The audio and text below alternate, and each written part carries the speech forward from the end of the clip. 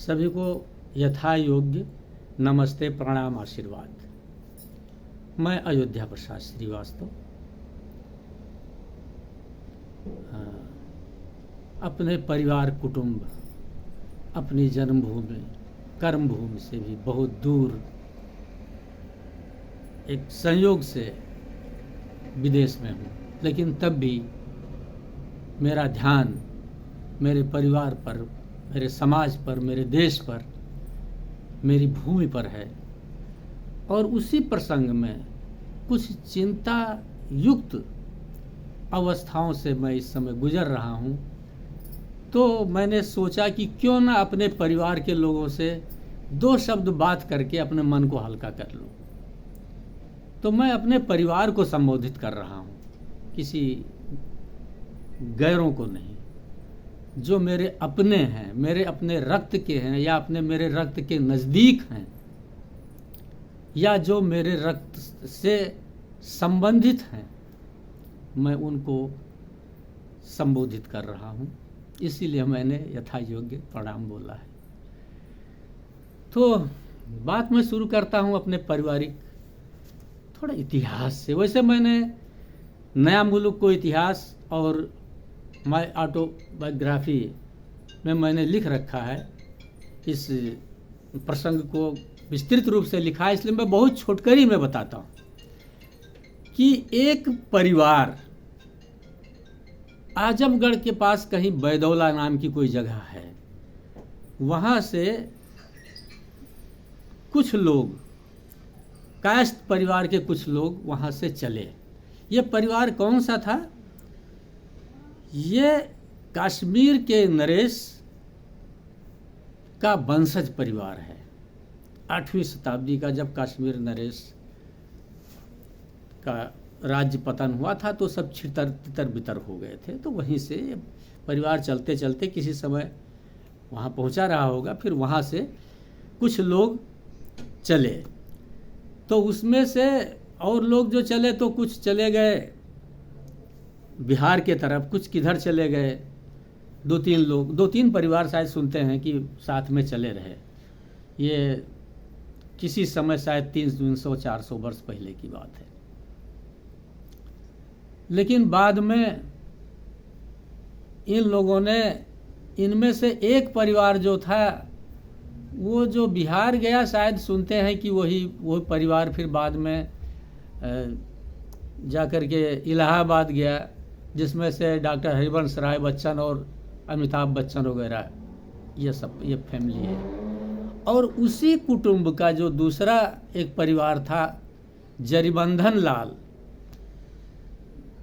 कायस्थ श्रीवास्तव, जो कुछ भी कहें, वो वहाँ से चल करके शायद बस्ती के पास, हरैया के पास, कहाँ ऐसे होते हुए बेलघाट पहुँचे। फिर वहाँ से इनके फिर और वंशज के नाम मुझे याद नहीं है। उसी वंश परंपरा में एक हुए श्री गया प्रसाद श्रीवास्तव। और गया प्रसाद जी के तो 3 भाई थे, जिसमें से सुनते हैं कि 2 भाई, 3 भाई या 4 भाई थे शायद। 2 भाई निसंतान खत्म हो गए थे। एक भाई के शायद कोई थे, हैं भी कहीं। और एक जो ये बाबू गया प्रसाद जी थे, इनसे इनके 2 संतानें हुई। 2 संतानों में एक जमुना प्रसाद, एक जयंत्री लाल। जमुना प्रसाद के तरफ से सबसे ज्येष्ठ सुपुत्र कमला प्रसाद, फिर त्रिलोकनाथ, फिर ज्वाला प्रसाद। और जयंत्री लाल के तरफ से बाला प्रसाद। इस तरह से ये लोग हुए। लेकिन ये परिवार इस तरह से गुत्थम गुत्था था, एक था कि ये किसी को पता नहीं चलता था, क्योंकि बाबू जयंत्री लाल का स्वर्गवास भी बताते हैं जल्दी हो गया था। तो ये जो 4 संतानें एक साथ में पली बढ़ी, और ये किसी को शायद ही मालूम हो कि कुछ थोड़ा सा इसमें अंतर है, नहीं तो सभी एक ही माँ बाप के संतान जैसे थे, हैं, आज भी हैं सब ऐसे, आज भी ये परिवार ऐसे आज भी चल रहा है, ये खुशी की बात है। तो ये इन लोगों में जो 3 भाई जो इधर हुए जमुना प्रसाद जी के, इसमें से जो मझले भाई थे त्रिलोकनाथ, वो थोड़ा ज़्यादा शिक्षा हासिल करने का उनको समय मिला और वो पटवारिका के साथ साथ में भूमि प्रबंधन भी पढ़ने का मौका मिला। बाकी कमला बाबू थोड़ा कम पढ़े, ज्वाला बाबू और थोड़ा सा कम ही पढ़े, ज़्यादा माँ का प्यार दुलार बताते हैं, सुनते हैं कि ज़्यादा था उनको, तो इसलिए मतलब पटवारिका तो सभी पढ़े, लेकिन वो विद्या केवल त्रिलोकनाथ को ही प्राप्त हुई घर से, क्योंकि बाहर भी जाना था उस समय, गोरखपुर वगैरह कहाँ कहाँ पढ़ाई होती थी, न कहीं नेपाल में स्कूल थे, न कहीं उधर कहीं स्कूल थे, कुछ था ही नहीं। तो बाद में फिर वहाँ से जब कुछ जगह खुली और ये ब्रिटिश भारत का एक हिस्सा नेपाल सरकार को जब जंग बहादुर को मिला, जिसको नया मुल्क आजकल कहा जाता है, जो बांके बरदिया कैलाली कंचनपुर बोलता है, तो वहाँ पर सरकार ने नई बस्ती जो है, सब पूरा जंगल था उस समय, न यातायात था, न संचार था, न कुछ था। तो आबाद कराने के लिए वहाँ पर नेपालगंज में कोई अड्डा खोला, कठमाला खोला, फिर उसके बाद में शायद बर्दिया भी खोला, कुंभर में। इस तरह से कुछ प्रयास सरकार के चल रहे थे कि वहाँ पुरानी बस्तियाँ कुछ थीं, कुछ थारू और कुछ देसी समुदाय के या तराईवासी जिसको कहें, कुछ देसी समुदाय के लोग थे और बहुत छुटपुट बस्तियाँ थी। तो बाद में ये कहाँ से भर्ती हो रही थी? वीरगंज से भर्ती कर रहा था। बाजार अड्डा नाम का एक ऑफिस खोल दिया था नेपाल सरकार ने, कि जो बाजार की, वीरगंज भी उस समय बताते हैं कि खाली तंबू वंबू ऐसे तान करके, पाल वाल तान करके कुछ छोटा सा बाजार विकसित हुआ था। वहाँ पर बाजार अड्डा बनाया था, जहाँ की उधर रक्सौल से जो ट्रेन वगैरह आती थी, तो कुछ उधर से जो लोग आते थे या नेपाल से ही जो लोग घूम घाम के जाते थे, आखिर इंडिया के रास्ते से ही जाते थे, काठमांडू जिसको जाना होता था, तो वहाँ वीसा देना पड़ता था, चाहे नेपाली हो चाहे इंडियन हो, कहीं के लोगों को भी एक पास जैसा देते थे। तो बाजार अड्डा का हाकिम लिख करके देता था, और उसके बाद में उनका काम यह भी था कि आदमियों को ढूंढ ढांड के लाओ, बस्ती बसाओ। तो इसी काम की खोजी में वो लोग रहते थे कि कहीं मिल जाए। फिर वो लोग कायस्थ को ज़्यादा ढूंढते थे, क्योंकि कायस्थ तो उस समय की बड़ी होनहार जाती थी। तो उसमें से कहीं से त्रिलोकनाथ पहुंच गए बाजार अड्डा में, और उन लोगों ने कहा वो आप तो जा सकते हैं, आपको तो हम लोग बना करके भेज देंगे हाकिम, और या हुआ फलाना ढिमकाना। तो इनको नियुक्ति करके सन 1909 या 10 की बात है, ये नियुक्ति करके उनको पहली बार नेपालगंज भेजा, नौसिंदा बना करके। क्योंकि उस समय एक चलन था कि कायस्थों को नौकरी ढूंढ ढूंढ के दिया जाए, रखा जाए, लेकिन इनको प्रशासन में मुखिया और न्याय में विचारी से ऊंचे दर्जा मत दिया जाए, क्योंकि ये अगर थोड़ा सा भी क्लू पा जाएंगे तो ये चढ़ बैठेंगे, पूरा राज्य ही ले लेंगे। क्योंकि इंडिया में तमाम जगह राजा थे, ये कायस्थ लोग बहुत जगह राजा थे, और ब्रिटिश के समय में भी बहुत से राजा हो गए थे। तो घबराता था नेपाल सरकार उस समय। तो इनको क्या बनाया, मुखिया भी एक ही बार में क्या बनाया, तो उससे छोटा नौसिंदा करके कोई पोस्ट होता था उस जमाने में, तो नौसिंदा बना करके भेज दिया। और ये अपना नेपालगंज गए, नेपालगंज रहे। फिर बड़ा हाकिम ने इनको काम सौंपा और कहा कि ठीक है, पीठ उठ ठोका, चलो ठीक है, तुम नौयुवक एकदम से थे उस समय, तो कहा चलो ठीक है, तुमको कुंभर जाना पड़ा, तुम कुंभर जाओ और तुम बर्दिया संभालो। वहाँ पर वैसे एक हाकिम है, तो ठीक है, वो वैसे थोड़ा कम पढ़े लिखे लोग होते थे उस समय, बेचारे थे ही नहीं पढ़े लिखे, जाकर के बनारस पढ़ करके कहीं आते थे दस्तखत करने भर के लिए। तो कहा कि ठीक है, वहाँ पर हाकिम है, उसको जाकर के अपना देखना, काम धाम करना, तो वहाँ पर भेज दे। तो ये शुरू में गए। उस समय जमुनी गांव, ये वहाँ पर जो लाला लोग थे, ये किसी नवाबों का क्षेत्र था, और वहाँ पर इनके नवाब के कारिंदा लाला लोग रहते थे। और यहाँ पर ढोड़े गांव एक है बांके में, वहाँ पर भी लाला लोग की जिम्मेदारी पर दिया गया था। कुछ मतलब वहाँ पर भी लाला लोग रहते थे। तो इनको जमनी भेजा गया, ये गए अपना पता लगाते लगाते जमनी गए, फिर जमनी में वहाँ पर डेरा किया, उसके बाद में वहाँ से कुंभार अड्डा संभाला और वहाँ रहने लगे। दूसरे वर्ष नेपाल सरकार ने योजना बनाई बड़ा हाकिम से बात करके कि ठीक है, अब तो बर्दिया में काम करने वाला एक आदमी पहुँच ही गया है, तो अब क्यों ना ऐसा किया जाए कि नापी करवा के देखा जाए। वैसे तो नापी नहीं हो सकती है, सब जंगल झाड़ी है पूरा, तो सरपट नापी कर दिया जाए, मतलब मोटा मोटी नापी, जंजीर फेंक करके या अनुमान करके, या क्या होता रहा होगा मैं नहीं जानता हूँ उस समय का व्यवस्था। तो ऐसे बड़ा हाकिम ने पिताजी त्रिलोकनाथ से बातचीत किया और कहा कि ठीक है आप शुरू करिए। तो कहा कि मैं अकेले तो ये काम नहीं कर पाऊँगा, मुझको और बुलाना पड़ा। तो फिर अपने बड़े भाई को बुलाए और कमला बाबू को, तो फिर वो भी आए। तो उनको थोड़ा सा ये नापी का ज्ञान उनको भी था, वो भी पटवारी का तो पढ़े ही थे इंडिया में, पटवारी का तो करीब करीब हर लाला पढ़ता था।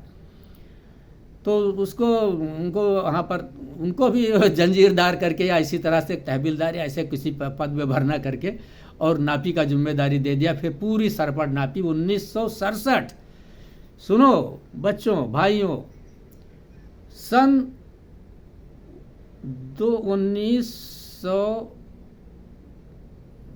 कितना नहीं, विक्रम संवत 1967-68 की जो नापी कहते हैं, बर्दिया की पहली नापी बाबू कमला प्रसाद श्रीवास्तव के नेतृत्व में हुई थी। यद्यपि नाम किसी का रहा होगा आगे, उसमें बात अलग है, लेकिन काम यही करते थे जैसे काम त्रिलोकीनाथ करते थे ऐसे। तो इन लोगों ने फिर बाद में बड़ा हाकिम बहुत खुश हुआ, नापी संपन्न हुई और उसके बाद में कहा कि ठीक है तुम लोग ही संभालो सब कुछ। तो फिर बाद में ज्वाला प्रसाद जी को बुलाया गया और कहा ठीक है आप बस्ती बसाना शुरू करिए। और यह कुंभर जो है बहुत उस समय मलेरिया, हैजा, चेचक यही सब चलता था, काला पानी था, कोई वहाँ जाता वाता नहीं था। तो आदमी बस्ती कैसे बसे, कोई जाने के लिए तैयार नहीं था, न कोई दुकान, न फसल, न कुछ। नेपालगंज जैसा जगह भी सन्नाटा था, कुछ नहीं था वहाँ। बताते हैं कि जयपुर में कुछ 2-4 ठो दुकान लोग आते थे बाहर से, दुकान लगाते थे, फेरी करने वाले, और वहाँ से सब चलता था। तो फिर कहा चलो ठीक है, तो बुलाते हैं, कोशिश करते हैं। तो फिर इन्होंने ज्वाला चाचा को भी बुलाया। बाला चाचा तब तक भी छोटे थे, काफ़ी छोटे थे, क्योंकि उनकी जन्म भी बहुत बाद का है, तो बहुत छोटे थे। लेकिन जब थोड़ा काम लायक वो भी हुए तब उनको भी बुलाया गया। तो फिर बुला करके लोग फिर ज़मीन देखी गई, फिर क्योंकि सब स्टेशन भारतीय रेलवे स्टेशन के करीब में ही रहना था सबको, क्यों वहाँ से ही आना जाना होता था। तो इसलिए पदमपुर जगह को बहुत अच्छा समझा गया और वहाँ पर इन लोगों ने कुठार बनाया, फिर अपना बस्ती विकास का काम शुरू किया। तमाम कहाँ से बुलाए होंगे, तो ज्वाला एंड बाला प्रसाद, ये 2 लोगों का काम था कि आदमी बुलाओ, बनिया बुलाओ, बड़ी और व्यापारी लोगों को बुलाओ, यहाँ पर बसाओ। तो इस तरह से ये लोग अपना काम धाम अपना शुरू किया। जैसे गुड़ेनपुरवा बसाया इन लोगों ने, फिर और लटकनिया से लेकर के कौन से गांव में, उसको उतना याद अब नहीं रहा, क्योंकि ये सब पिताजी सुनाते रहते थे मुझको। फिर मेरे संजोग से मेरे चाचा लोगों से भी मेरा अच्छा संबंध, मैं तब तक के थोड़ा आ गया था अपने लाइन पर, सर्विस में आ गया था। तो चाचा लोग भी मुझे बताते रहते थे कि ऐसा ऐसा हुआ, ऐसा ऐसा हुआ। तो उन्हीं लोगों की बताई हुई बातें फिर कुछ माँ भी सुनाती थी, कुछ जुगल किशोर श्रीवास्तव भी बताते सुनाते थे। इस तरह से कुछ और पुराने लोगों ने भी बताया सुनाया। तो तमाम चीज़ें सब लोगों की बताई सुनाई हुई बातें जो मुझे सुन में आई, तो उसमें से जो मुझे याद है मैं बता रहा हूँ कि इस तरह से इन लोगों ने, ये 4 भाइयों ने मिल करके वहाँ से शुरू किया कि काम। तो ये लोग अपना घोड़ा उस समय साधन था। तो फिर कमला बाबू ने वही उसी जगह सिमराना नाम का गांव आज भी है, और फिर वो बरगदही जो पड़ता है रास्ते में खैरापुर में, यहाँ पर अपना 2 ठो कुठार बनाया, लोगों से मिलना भेंटना, इधर उधर आदमी लाना बैठाना, ये सब काम इन लोगों ने शुरू किया। तो उस समय के हिसाब से कुंभर का जो अड्डा था, तो कुंभर के अड्डा को ला करके इधर लाने का थोड़ा वातावरण बन गया, वहाँ जंगल से हटा करके लाने का वातावरण बन गया। ये लोग वहीं ज़्यादातर वहीं रहते थे। ये कमला बाबू की जो पहली वाइफ थी, उनका स्वर्गवास भी वहीं जब्दी में हुआ, जब्दी या बैदी क्या है, वहीं पर हुआ था, वहीं पर वो दफन कफन उनका हुआ था। और सत्यनारायण लाल और बाबू जय नारायण लाल का बर्थ प्लेस भी कुंभर ही है। कुंभर अड्डा जब था किसी समय में, मैंने इतिहास में सब लिखा है, फोटो भी डाल रखा है। तो वहाँ से फिर कुंभर अड्डा को पीताम्बर खरेल जब कोई सुब्बा आए तो फिर उनके टाइम में, मतलब हिरनेश्वर लाल प्रधानांग गए, उसके बाद में पीताम्बर खरेल आए। फिर पीताम्बर खरेल के समय में इन लोगों ने उस माल अड्डा को उठा करके वहाँ से लाए और पकड़िया गांव के दक्षिण तरफ एक सदबरसा नाम का गांव था, जिसको रामनगर भी कहते थे, नदी के किनारे था। अब आजकल वो गांव नहीं है, जहाँ आजकल जो अपना ये मतलब खलिहान वलिहान लोग लगाते हैं, शायद वो वही जगह रही होगी। एक बार सत्यनारायण भैया ने हमको बताया था कि यहाँ पहले अड्डा था, तो वो मुझे याद है कायदे से, वो जगह मैं जानता हूँ। तो फिर वहाँ पर अड्डा रखा गया, मतलब वो जगह सदर मुकाम बनने जा रही थी। लेकिन हुआ क्या कि वो भी नदी का किनारा था, सरजू नदी उसी सब उधर से बहती थी, ये भादा में तक गिरी नहीं थी, तो भादा तो छोटा सा कूला था। तो उस बाद में आकर के जब फिर वो नदी में बाढ़ आई, तो फिर वहाँ के हाकिमों ने कहा कि ये तो नहीं बना, ये थोड़ा और दूसरी कोई ज़मीन देखो भाई, थोड़ा हट के देखो। तो ये पकड़िया गांव भी उस तरह से विस्तृत नहीं था, तो वहीं के लोग हट करके पकड़िया में के उसमें जा रहे थे। खैर इसका इतिहास मैं बाद में बताऊंगा। तो फिर बाद में इन लोगों ने ही उसमें और भी यादवों के भी नाम हैं, मैंने किताब में लिख रखा है, लेकिन मैं फ़िलहाल मैं अपने बच्चों से बात कर रहा हूँ, इसलिए मैं समग्र इतिहास न बता करके मैं केवल अपने ही संबंधित इतिहास में बोल रहा हूँ, बाकी किताब में ही लिखा हुआ है। तो इन लोगों ने, मतलब पीताम्बर खरेल के पीताम्बर सुब्बा, हाकिम सुब्बा के साथ में जो ज़मीन देखी गई गुलरिया के गांव के पूरब तरफ, जो पूरा ये आजकल जो गुलरिया बाजार है पूरा मैदान था उस समय, और बीच बीच में झाड़ियाँ थी केवल। तो वहाँ पर जो आज का जो अदालत है, इसके पीछे एक माल अड्डा बना है, उसको तो मैंने भी देखा था जब पिताजी सर्विस में थे, मैं छोटा बच्चा था उस समय, तो मैंने देखा था। तो उसमें फिर 3 ऑफिस बनाए गए। माल अड्डा वो पुराना जो अदालत के पीछे है, वो फिर बना 1993 या के लास्ट या 1994 में बना होगा, क्योंकि बागेश्वरी मंदिर जो बगुलामुखी मंदिर है वो 1994 में वहाँ पर शिलालेख लगा हुआ है।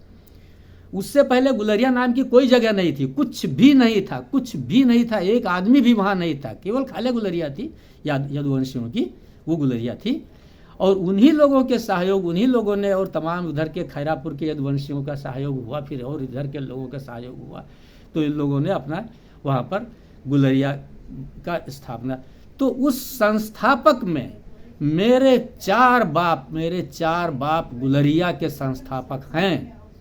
इस बात को नहीं भूलना चाहिए। पीताम्बर सुब्बा और मेरे 4 बाप उस समय, जो 4 बाप में मतलब 3 बाप, चौथे बाप तो बाद में आए थे, ये बाला चाचा थोड़ा बाद में आए थे, लेकिन इन्होंने भी बस्ती बसालने का बहुत बड़ा काम किया था उस समय। जगह आबाद करवाना था, झपटी कटवाना था, जंगल फड़वाना था, आदमी लाना था। कहाँ से लाएं आदमी, क्या करें, दाना पानी कहाँ से दें उनको, पानी कहाँ से दें, पानी कौन पिलाएगा, कुआं खुदवाना पड़ा, ये करो वो करो, सब तमाम पैसा कहाँ से आए। तो उस समय के वातावरण को थोड़ा सोचो, देखो। तो इन लोगों ने जो संघर्ष किया, एक चुन्नू लाल करके नाम मैंने सुना है, यादव थे, जिनके 300 शायद गायें थी वहाँ तुलापुर में। ये लोग, और ये जो आजकल जो ये मेयर हैं किट्टू, इनके बाबा जी को क्या नाम है देखो, ये लोग, और अशरफी महतो वगैरह की पिताजी शायद, ये लोग मतलब बहुत उस समय काम किए, मैंने इतिहास में लिख रखा है इन नामों को। तो इन लोगों ने काफ़ी कुछ करके वहाँ पर गुलरिया बाजार के लिए आदमियों को बाहर से बुलाना शुरू किया। कुछ पकड़िया के आदमी आए, कुछ उधर रत्नापुर तरफ से आदमी आए, कुछ बाहर इंडिया से आए, कुछ सिमरी मलमला से लाए गए, कहाँ से लाए गए, इस तरह से लाए गए।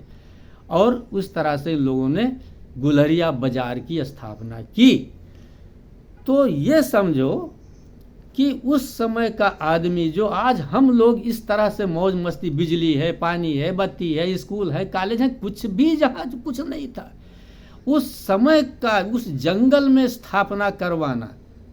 वो कृष्ण प्रसाद शर्मा जो 4 साल बीत गए, उनका मैंने वीडियो डाला था, उन्होंने बताया था उस समय कि जब मैं आया था तो मैं डर के मारे थर थर कांप रहा था यहाँ जंगल देख करके। मेरे पिताजी माल के हाकिम थे उस समय। 2005 की बात उन्होंने बताई है, शायद कि 6 की बात बताई है। तो उस समय तो मैं डर के मारे कांप रहा था, रात में मुझे नींद नहीं आई, सियाल बोल रहा था, भेड़ा बोल रहे थे, बाघ बोल रहा था इधर जंगल में। तो मैं भाग भाग के पदमपुर जाता था, वहाँ पदमपुर कुठार में रहता था, वहाँ उन्होंने बताया है।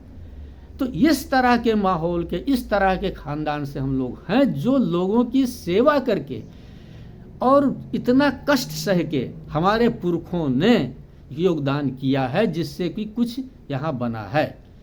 तो हम लोगों को एक किस्म से गर्व भी करना चाहिए